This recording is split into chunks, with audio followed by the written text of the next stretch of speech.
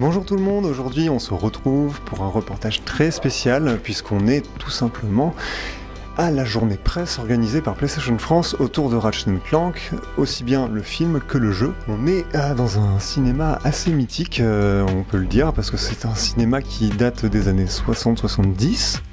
Donc il a une longue histoire et vous allez le voir, les lieux sont vraiment très très beaux. Et c'est dans ces salles vraiment iconiques que l'on a pu s'essayer à Ratchet & Clank PS4. Je vous emmène faire un tour.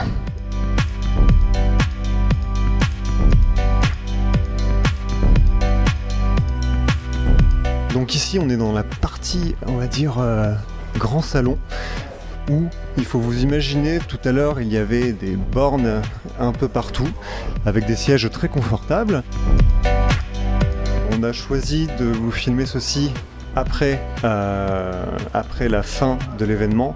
Pourquoi ? Parce que la salle était bondée de journalistes tout à l'heure.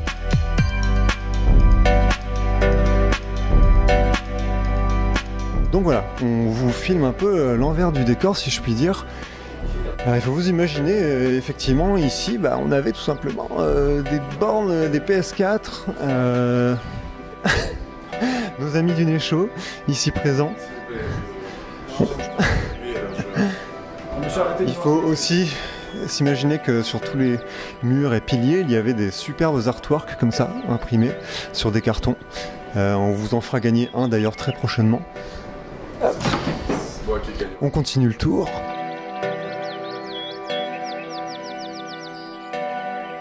Alors là, on se dirige tout droit vers la partie cinéma. Et vous avez déjà pu le voir ici, tout est authentique, il n'y a rien qui a été refait. C'est vraiment le cinéma authentique que vous aviez dans les années 60-70, donc il a une valeur quand même assez particulière. Ici, on a plusieurs bornes de jeu sur lesquelles on pouvait aussi s'essayer à 4 ou 5 niveaux, donc il y avait vraiment de quoi jouer, bien 2-3 heures facilement.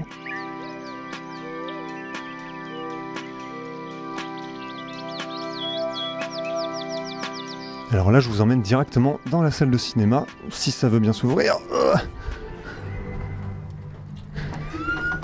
Apparemment, il y a une diffusion. Ah, il y a quelqu'un qui est en train de jouer, comme vous pouvez le voir. On est tout simplement dans une salle de cinéma ici, et il faut vous dire qu'on a pu tester le jeu littéralement sur un écran de cinéma, avec du son surround et tout le tralala, donc c'était un confort de jeu absolument extraordinaire. Voilà, donc là, comme vous pouvez le voir, Ratchet se trouve sur Novalis.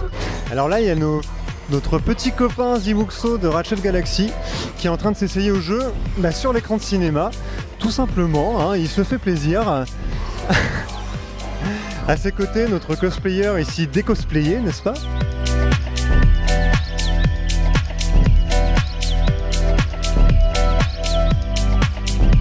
Et ce matin, nous étions dans cette salle pour la projection en avant-première du film Ratchet.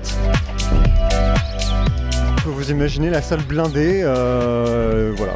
C'était un confort exceptionnel, comme vous pouvez le voir. On avait des sièges dignes de fauteuils que vous auriez chez vous, ou même pas chez vous. Donc globalement, on peut dire que c'était une très bonne journée, voilà.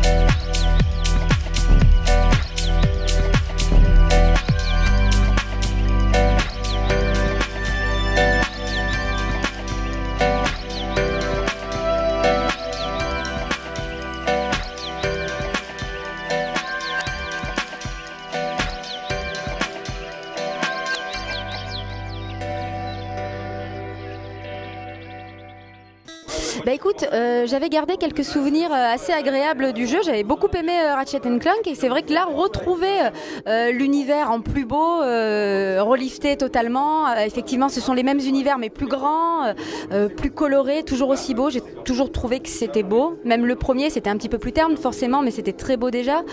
Bah là, ça fait plaisir, c'est dynamique, c'est fun, voilà, toujours aussi beau. Voilà, c'est vraiment un plaisir de pouvoir rejouer à un jeu, une licence aussi culte. Bonjour Ratchet Galaxy, c'est James Stevenson de Insomniac Games. Je suis à Paris pour présenter les jeux et le film Ratchet Clank. J'ai dit.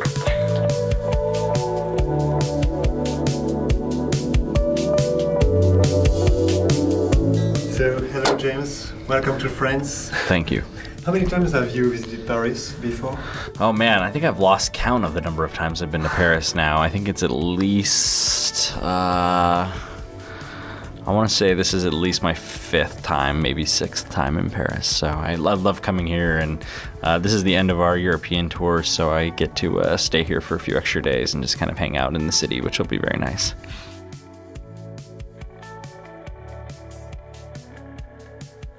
No, I mean, by the time anyone sees this video, it is gold. The game is done. It'll be out on April 12th in the US and April 15th here in France. So we've wrapped up work on it, and I think we're pretty much completed. So it's kind of an exciting time to have it done, and the movie's done and ready, and it's all going to be coming out very soon.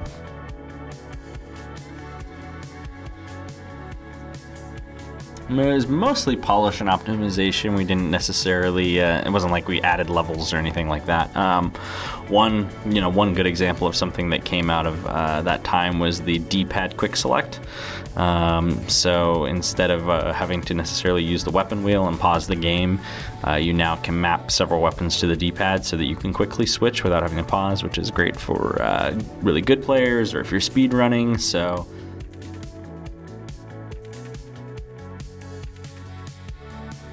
it's a little bit of both. I think there's usually like been a grab bag of ideas from previous games, and like when we brainstorm, we always have a bunch of ideas for like a Crack in Time. Like you have the idea of like the Great Clock, and that sort of starts to bring in the theme of time into everything. And then there's some like, oh, we should do some time travel gameplay, and we should do some time puzzles and things like that. So it's always kind of a little bit of both, where sometimes the themes that we're hitting on early are what we latch onto, and other times we might find a cool gameplay mechanic that we want to do. It's like, oh, okay, we want to do bigger wide open areas and have a way for Ratchet to get around fast, and that becomes hover boots and isn't necessarily tied to the story, whereas like Clank's gameplay was definitely tied to the story, and we were trying to think of ways to do cool time puzzles. So it's kind of, it varies based on each project. I think like All for One was very much we want to make a 4-player co-op Ratchet, and so the gameplay drove the narrative of that game more so than the other way around. So it definitely varies based on each game.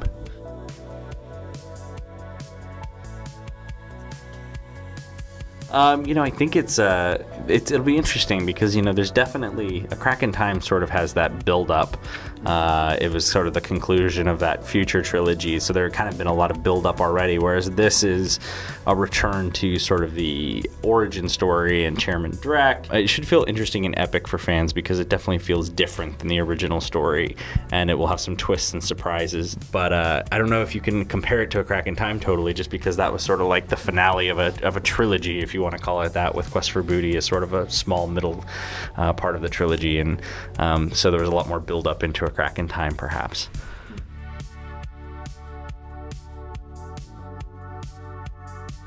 Well, I think it was like one of those things when we figured out, we sort of always knew once the movie was very clear it would be the origin story and kind of a retelling of that. We knew we probably were going to go back to the original game, and I think it was one of those things where it sort of snowballed on us, and we were like, oh, well, let's kind of update the original game. Like that was kind of the first idea, and then it just like we basically redid everything. We rebuilt everything from scratch. We redid all the gameplay. Like it got bigger and bigger and bigger and bigger.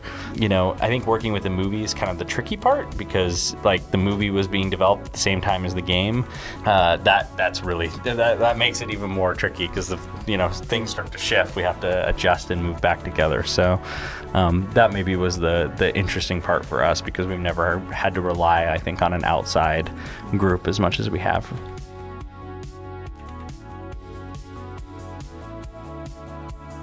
So the process between the game and the movie was, it was very long. It was over a period of years, but at first, once the idea was kind of set and the movie people were signed on, TJ Fixman wrote the first script, the original draft of the script for the film, and that gave us a really good starting point. And then there was a lot of revision from there, obviously, over time, and iteration on the ideas. And we gave them the assets, the game assets, and they up-res them in a lot of cases. So when you see the film, you'll see a lot of stuff that's very familiar.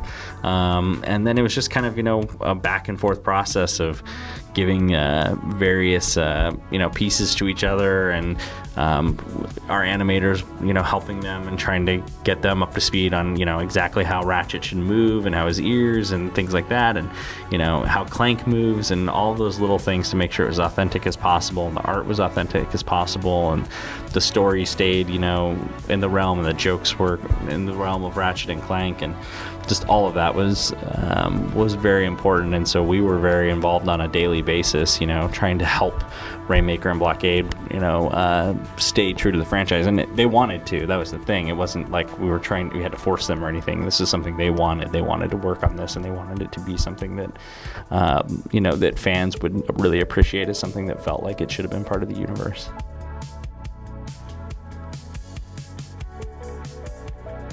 Yeah, I think so. I mean, I think when you have someone who's I think for the movie, like they had Insomniac really invested in it, and so we wanted it to be good, and we were putting our energy into it and making sure that, like, if we had ideas on how to make it more like the game, more like the universe, or keep it in the universe, they had us as a resource to use, and we also demand excellence too. So I think that and they provided it. Like, the movie turned out great, so I think that helps from their side. And then I think on the other way around, like the level of visual fidelity, like we had to up our game, and the changes, we had to, like, it forced us to make something that lives up to the movie, and so I think it worked both ways, where it kind of drove us to make something really, really great.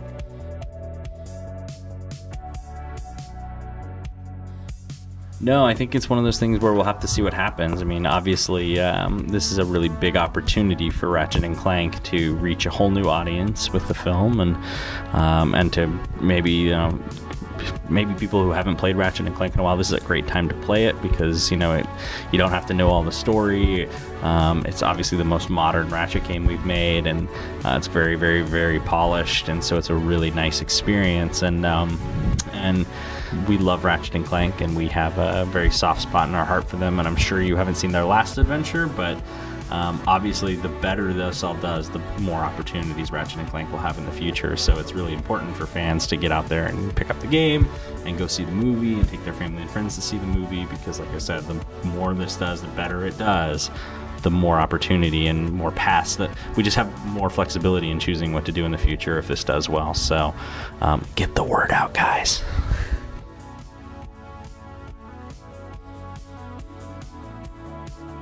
In terms of like how we see like what would be bigger or better for the saga going forward, I don't know entirely. We've definitely thought about a lot of things. There's been it's never something where we don't have a bunch of ideas, but it's not something where there's like a concrete plan in place of, oh, this is what we're going to do next. So based on, a lot of that's, as in always with game development especially, it'd be based on, okay, how much time do we have? What kind of game can we build with the resources? What does that look like? And then what ideas fit into that? And we definitely have some thoughts in mind, whether, what Ratchet might do next, if it was, based off of post Into the Nexus, or if it was post, kind of this world, that is in the reboot. I think it's just one of those things where we definitely have ideas bouncing around, but we're not entirely sure what'll happen until we kind of figure out what the next plan is.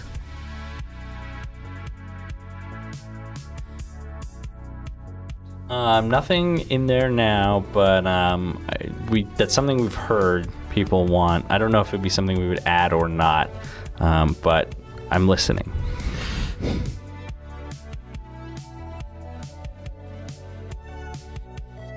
To everyone at the Ratchet Galaxy community, thank you for all your support all these years. It's very exciting to us that all of you in France get to see the film first on April 13th. And you get the game just 2 days later on April 15th. This is a big opportunity for Ratchet & Clank. It's really important that if you love this series and you go out and see the movie, like go see it. It's really good. The Ratchet Galaxy guys will all tell you it's really good. You don't have to just take my word for it. I know you're gonna go see the movie. I know you're gonna buy the game, but drag people with you and tell your friends about both, because the better we do, the more opportunities we'll have in the future. So take advantage of this chance, and after you see the movie and play the game, let us know what you think. You can always come back to the Insomniac forums and the Ratchet Galaxy site, and of course Twitter, Facebook for Ratchet Galaxy and Insomniac. I don't think I was supposed to have this. Stop him! He's got the schematics! Help! Someone, call my agent, call my publicist. Actually, don't call either of those people. Call someone who cares about me. I don't want to die! Bonjour, je m'appelle Tristan, je suis membre de We Are PlayStation et j'ai été invité à l'avant-première du film et du jeu Ratchet & Clank. Alors mon avis sur le film, j'étais agréablement surpris. Le film est très bon et reste fidèle à l'image de Ratchet & Clank en rajoutant une petite touche d'humour supplémentaire afin de convenir au grand public. J'avais un petit peu des doutes quant au doublage français quand j'ai vu par exemple Squeezie ou John Rachid, etc. Et ça s'est avéré être plutôt bon, donc de ce côté-là, ça va, j'étais rassuré. Malheureusement, je trouvais que le film était un petit peu trop court.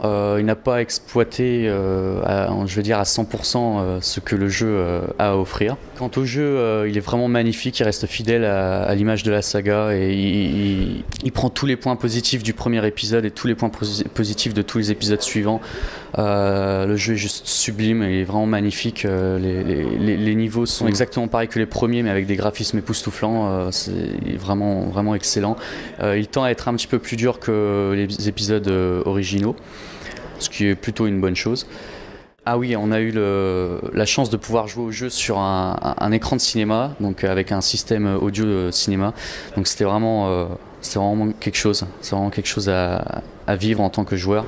En conclusion, j'étais vraiment content d'avoir pu participer à cet événement. J'ai rencontré James Stevenson, qui est community le leader community d'Insomniac Games, qui est venu tout droit de Los Angeles, qui est une personne très sympathique. J'ai rencontré quelques membres de Ratchet Galaxy qui sont tout aussi sympathiques, d'autres membres de We Are PlayStation, de même des membres du staff Sony. C'est vraiment une très belle rencontre. Voir ce film en avant-première un mois à l'avance, c'est un privilège, parce que c'est un film que j'attendais depuis son annonce. C'est quelque chose de très cool, voilà. Je suis un peu fatigué. You know, anybody can buy stuff and look cool, but unless you sound cool, you won't be cool. So check out our class schedule and sign up for the cool seminar, where you'll look... Ratchet & Clank found a portable hydro displacer, designed by Dr. Nefarious. This ingenious device promised to move water from one place to the other.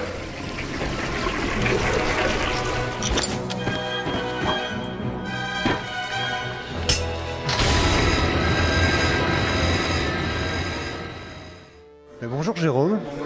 Alors, toi, quel est ton rôle chez PlayStation France ? Je suis responsable des relations presse. Donc mon rôle, c'est de parler avec les médias, les journalistes en général. Je m'occupe de la stratégie de communication et de m'assurer qu'elle soit bien respectée. D'accord. Donc on peut dire que la sortie simultanée d'un film et d'un jeu Ratchet, c'est une grande première. Complètement. Aussi bien pour PlayStation que pour cette industrie-là. On n'a pas vraiment eu d'autres exemples de ce style auparavant, de sorties combinées comme ça.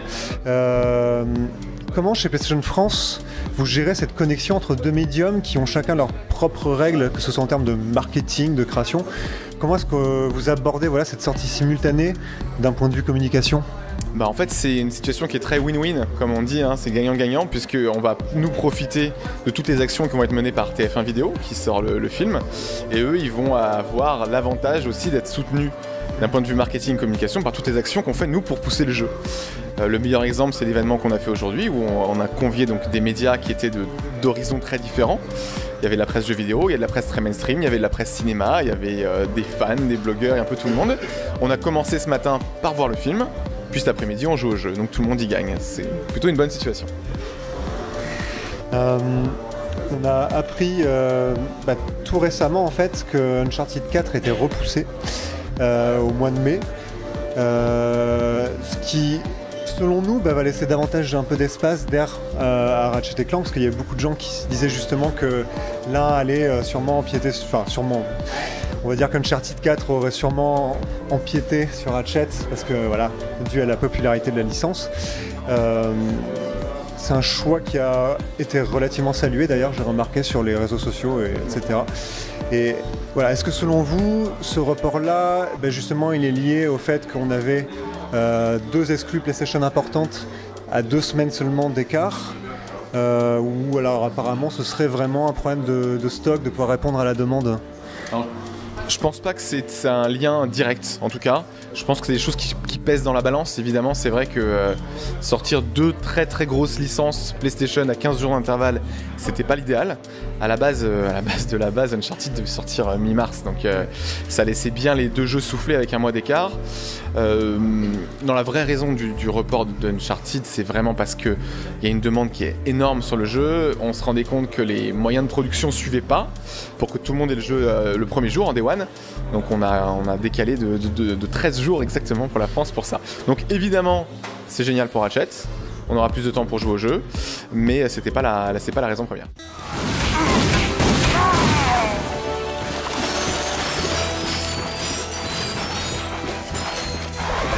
Have a wrong that needs to be righted.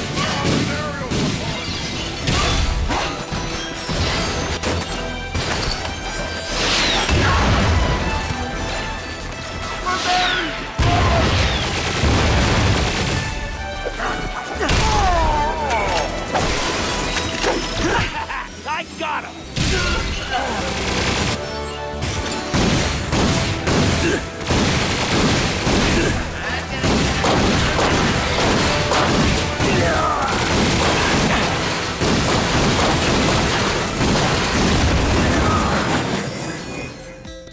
Ratchet & Clank, c'est l'une des rares sagas PlayStation à avoir su traverser comme ça les âges, plusieurs générations de consoles. Aujourd'hui, comment est-ce que vous percevez la position de cette licence au sein de votre catalogue, qui est quand même assez massif, en sachant que le marché, de nos jours, il est clairement dominé par les jeux à tendance photoréaliste, très action. Pensez-vous que Ratchet a encore de beaux jours devant lui ? J'espère bien qu'il a de beaux jours devant lui, Ratchet. Comme tu l'as très bien dit, c'est un jeu qui est là depuis le début de la PlayStation 2, qui est très important pour le catalogue PlayStation. Il faisait partie de ces icônes PlayStation avec Jack et Daxter, Sly et d'autres personnages. Il est encore là, on est heureux de le voir. Et en ce qui nous concerne, il a une place vraiment très importante dans notre catalogue.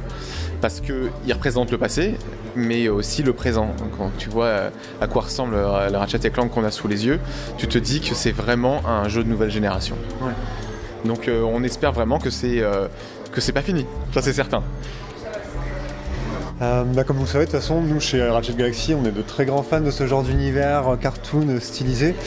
Et malheureusement pour nous, comme je le disais, c'est un genre qui, autant il était présent sur PS2 vraiment à cette époque-là, même sur PS3 ça allait encore, autant de nos jours, il semble vraiment en retrait, en grande partie oublié par les gros éditeurs.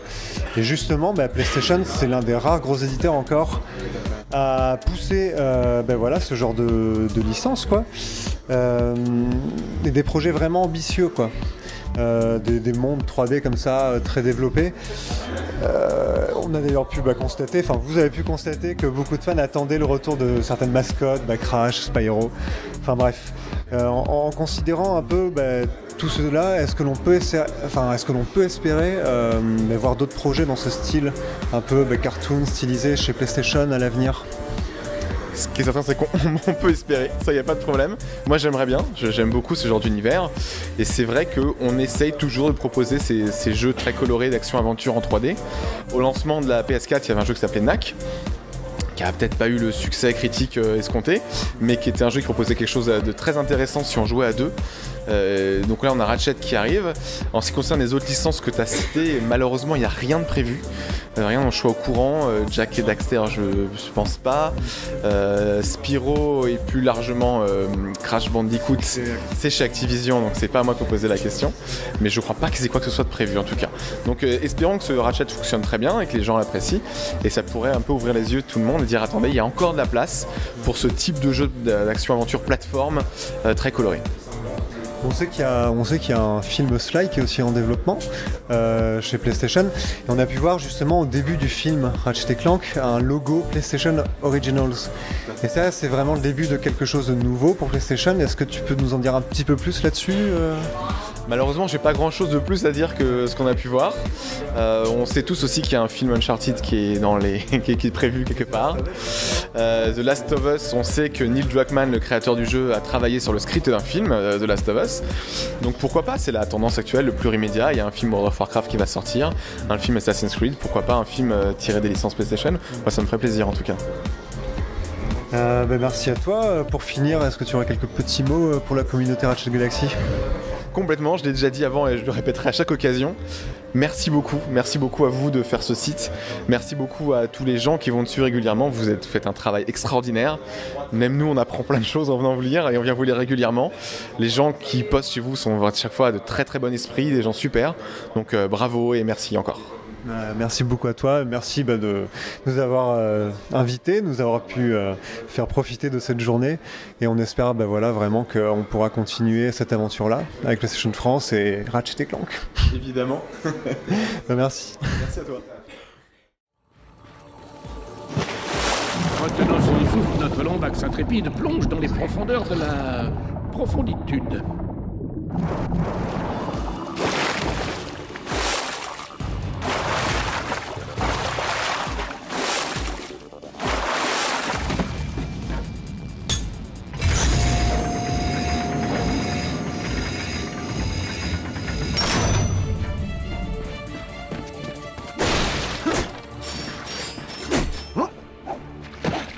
Quoi ces trucs? Il semblerait que ce soit des amibes. D'après mes bases de données, elles ont été créées par Drake Industries pour aider les robots de guerre. Nous voici en fin de journée. Nous avons assisté ce matin à la projection en avant-première de Ratchet & Clank. Et cet après-midi, avons pu nous essayer à 2-3 heures de gameplay. On a notamment pu jouer sur les grands écrans de la salle de ciné en son surround, et ça c'était vraiment extraordinaire. Donc voilà, histoire de faire un petit topo de ce qu'on a pensé du film et du jeu. Toi, tes impressions? Moi, principalement à propos du jeu, je lui donne vraiment un 10 sur 10, principalement sur les points d'être totalement fidèle au premier jeu, ce qui est vraiment extrêmement chouette. Et alors principalement le bourrinisme, vraiment c'est un jeu d'action difficile vraiment, et c'est vraiment très sympathique de retrouver la difficulté comme on a dans certaines arènes, sur Jobba ou dans le 3. On a effectivement une difficulté qu'on n'avait plus depuis un moment sur les Ratchet. D'ailleurs, il faut savoir que James Stevenson d'Insomniac nous a conseillé vivement de lancer le jeu en difficile. Donc si vous êtes puriste, fan de Ratchet, il faudra démarrer celui-là en difficile. Voilà. Et toi, qu'as-tu pensé du film ? Déjà, pour revenir sur le jeu, je vous rejoins sur le point qu'il faut commencer en difficile, c'est un fait. Pour passer sur le film, agréablement surpris. Franchement, je pensais être vachement déçu de la VF, qui n'est pas la même que celle du jeu. Et étonnamment, quand on connaît les doubleurs, ça passe. Il y a quelques passages où on voit que les comédiens se sont pris un peu de liberté par rapport au personnage, mais ça va. On a des petites références en plus vraiment françaises qui sont propres à notre langue, à notre culture. Bon, ça c'est vraiment appréciable. Nika Saliagos, les frères Bogdanov aussi, oui. Ils se sont permis quelques touches humoristiques vraiment françaises. Et je rejoins également Ziuxo parce que Squeezie, comme vous le savez, double Ratchet, et j'étais agréablement surpris. Je suis pas forcément un grand fan de Squeezie, j'ai rien contre lui non plus, mais il passe très très bien en Ratchet, pas du tout dans un rôle hystérique comme il peut l'être des fois sur ses vidéos. Non, là c'est vraiment une interprétation sérieuse, nuancée, et il fait un très bon Ratchet. Franchement, moi j'étais super surpris. De manière générale, la VF est vraiment bonne. Patrick Poivet, la voix française de Bruce Willis, qui double Quark, est super. Étonnamment aussi. On a vraiment un beau cast. Il y a la voix française de Cartman. Voilà, de Christophe Lemoine, voilà, tout à fait. Moi je vous emmerde, je rentre chez ma maman. Ouais, il y a la voix française de Cartman qui a donc été choisie pour Nefarious dans le film, et il passe très bien aussi. La voix de Drake est super. Après, c'est sûr, pour les gens qui connaissent la VF d'origine, sur les jeux, ça va faire un petit changement, mais nous-mêmes on s'attendait à être particulièrement chamboulés par ces petites modifications. On a été chamboulés. Mais pas trop. En fait, au début, on a un peu hésité. On se disait, ah tiens, ça fait bizarre. Mais personnellement, je me suis très rapidement habitué aux nouvelles voix. Donc voilà, globalement, la vie est très positive, que ce soit sur le film ou le jeu. Le jeu est vraiment magnifique, ça on ne répétera jamais assez pour l'avoir testé, notamment Ridgar, la course d'Overboard sur Blackwater, qui est sublime de nuit, on en prend plein la vue. Donc voilà, c'était un petit récap, petites impressions. Ce qui est certain, c'est qu'il va falloir soutenir le jeu et le film, comme nous le précisait James Stevenson, ça va être très important. Il faut savoir que là, on vit une étape importante dans l'histoire de la franchise qui va déterminer son avenir. Donc surtout, ne partez pas du principe que la VF va vous décevoir, donnez-lui une chance. Nous-mêmes, on a été très agréablement surpris. On ressort super convaincu de cette journée, et vivement le 13 avril, et le 15 avril pour le jeu en l'occurrence. Plus vite on y sera, mais je suis impatient. Petit mot de la fin Restez connectés, des news, des actualités, des goodies, tout ça uniquement sur RG. Jeux Galaxy. Ciao. J'aurais fait exprès, c'est dommage que ouais,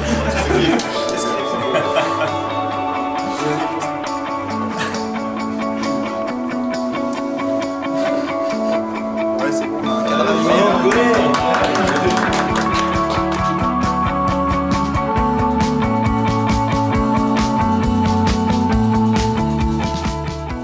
Try that one more time.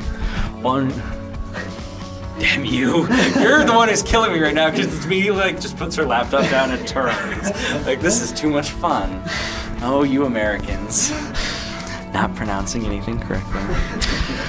Alright. Bonjour, Ratchet Galaxy.